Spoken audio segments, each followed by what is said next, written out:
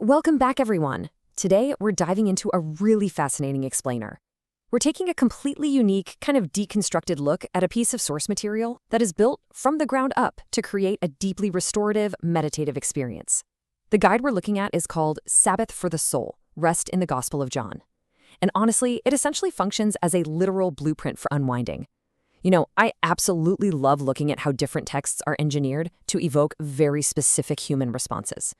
So today, we're going to dissect the exact methodology this framework uses to basically pull its audience out of a chaotic day and drop them into a state of profound rest. It's an incredibly structured approach to finding peace, and we're going to break down exactly how it works, piece by piece. Now, I want you to just take a breath for a second here, because the very first thing this text does is deploy an incredibly empathetic hook. Think about the question it asks: have you carried too much today? It doesn't start off with some heavy lecture, right? Instead, it starts by speaking directly to you, to the reality of working hard and, well, just the reality of existing in a super demanding world. The outline immediately shifts the cadence of the interaction. It completely validates the exhaustion that so many of us feel before it even attempts to introduce its core subject matter. It just meets you exactly where you are. Okay, let's dive right into Section 1, the weight of the day. To really establish this reality, the framework doesn't just bypass your stress. It anchors itself right smack in the middle of it. It actually targets two very distinct types of burdens. On one side, we have physical exhaustion. The text acknowledges the toll of a long day, recognizing that, hey, sometimes your body is just physically spent from moving and working and laboring. But right alongside that, it highlights mental exhaustion. The guide explicitly uses the phrase, "you've carried so much today." And I think this is a profound recognition. Exhaustion isn't just about what you did with your hands, is it? It's about that heavy mental load, the stress, the invisible burdens you've been hauling around in your mind all day long. And what's really interesting here is how this next part functions as a sort of psychological release valve. It says, you've worked hard. It's okay to stop now. This right here is explicit, granted permission to cease labor.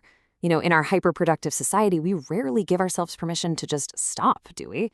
So the outline intentionally provides this external permission.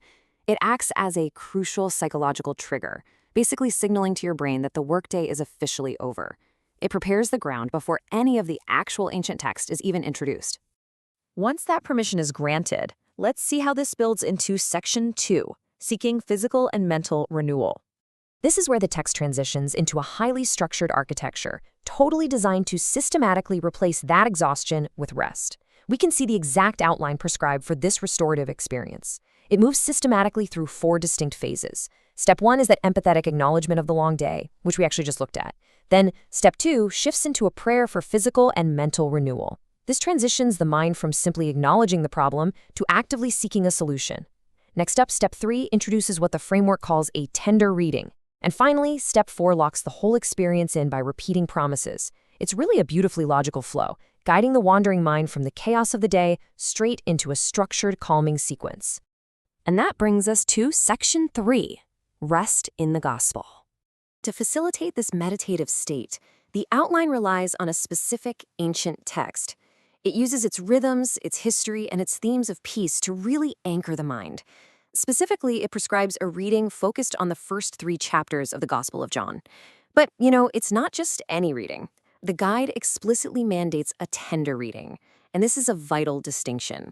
The material is using these specific chapters not for, say, academic study or some intense theological debate in this moment, but purely as a narrative vehicle for calming the mind. The gentleness of the delivery is just as important as the words themselves.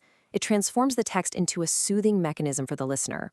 And here is the anchor quote that the framework highlights to really crystallize this experience. "Peace I leave with you, my peace I give you." So the crucial point here is that you absolutely do not need to overanalyze this text. The outline's intention is for you to simply let these specific words wash over you. It uses this phrasing as a focal point, kind of like a mantra, intended to replace that frantic inner monologue of a stressful day with one singular clear message of granted peace. But text is only half the equation, right? Let's move to Section 4, setting the ambient atmosphere. Because let's be real, simply speaking ancient scripture into a chaotic room just isn't enough to force a tired brain to shut down. And this brilliantly illustrates how the guide pairs the spoken word with physiological cues to actually trigger biological rest.